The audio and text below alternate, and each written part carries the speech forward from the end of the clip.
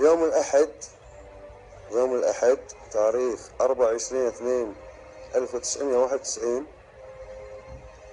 تجمعنا عند الوالد الله يرحمه أبو سامي. أنا على فكرة أقول أبو سامي لأنه كان صديق أكثر من ما هو أبوي. تجمعنا عند أبو سامي بطلب منه إنه يا سامي أنتوا ربعك باليوم الفلاني أنتوا عندي. وفعلا يوم الأحد بعد المغرب تجمعنا أنا وربعي جاسم محمد، مبارك صفر، إبراهيم صفر، عبد الله عبد النبي مندني، خليل خير الله بلوشي، طلال الهزاء، عبد الله عبد النبي مندني، إن شاء الله ما أكون نسيت أحد، حسين علي رضا، خالد الكندري، محمد عثمان الشاير. تجمعنا كلنا، كان عندنا تنكر وبليزر.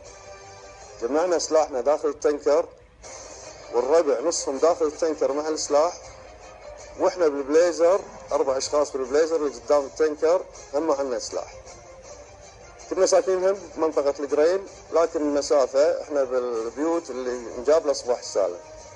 فانتقلنا عند ابو سامي، كان مجهز لنا بيت. اول ما وصلنا نفتح الجراج مال البيت، دخلنا سياراتنا داخل، نزلنا اسلحتنا. هني ربعي تلاقوا مع ربع ابو سامي، تعارفوا على بعض.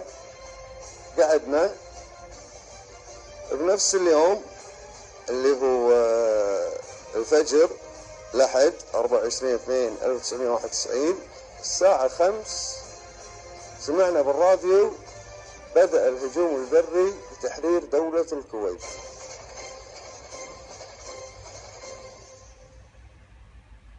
والله وصيتي يعني حق عيالي، مو بس عيالي، حق كل كويتي على هالارض هذه.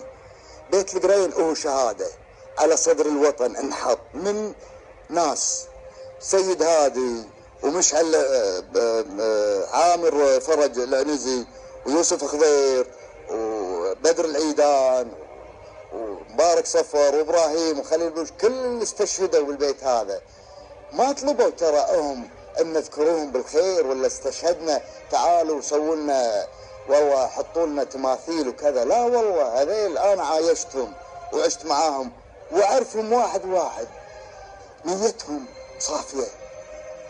يا عيال ديرتي، قلوبنا كانت على بعض، لا عندنا شيعي سني يهودي مسيحي، كلنا كويتيين، ارضنا كويتيه.